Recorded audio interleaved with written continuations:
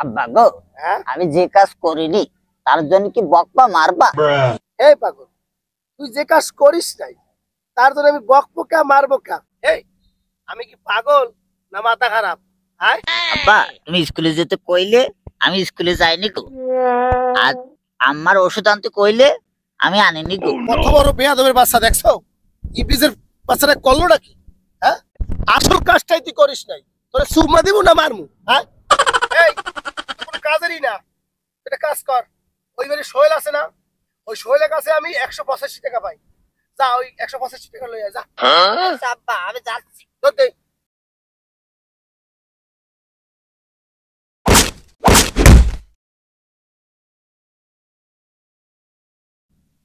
ইতরের লাগে আমি জ্বলে পুড়ে মরলাম।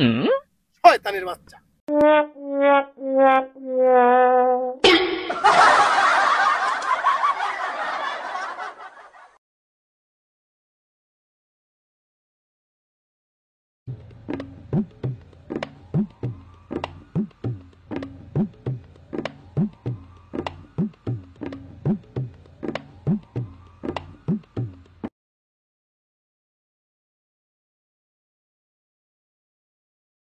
ভাই, সোহেল ভাই, আমার আব্বা তোমার কাছে 185 টাকা পাবে না?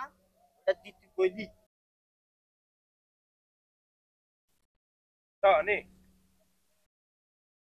আমি 185 টাকা নেবো না, 85 টাকা নেবো না, আমার 80 টাকা দাও।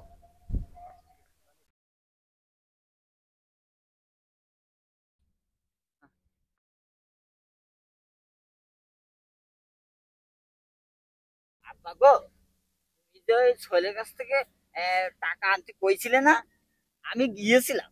তা ও আমি হাবো গাওয়া পেয়ে আমার ঠুকাই দিচ্ছিল।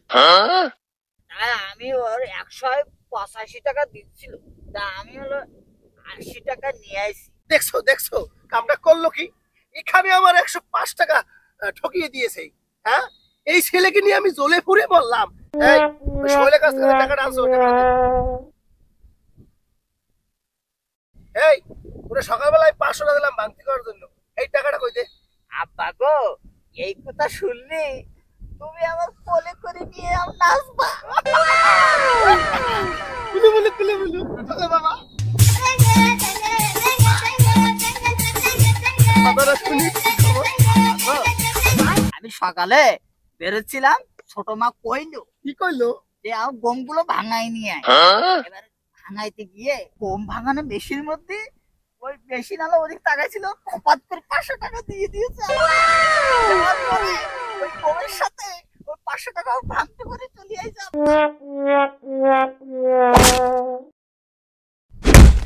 এই তোরে বাস তোরে বলা কামটা করলো কি? হ্যাঁ,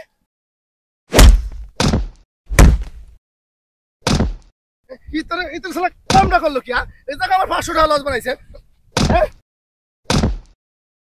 তোর মতো সোয়াল নিয়ে আমি বিপদে পড়ছি। হ্যাঁ,